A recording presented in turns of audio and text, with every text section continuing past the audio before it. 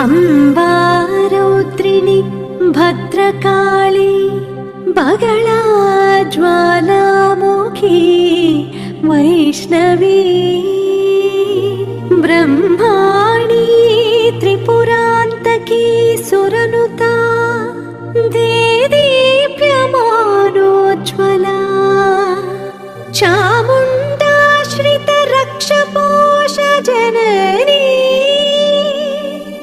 Dakshayani Pallavi चिद्रूपी परदेवता Bhagavati Shrirajarajeshwari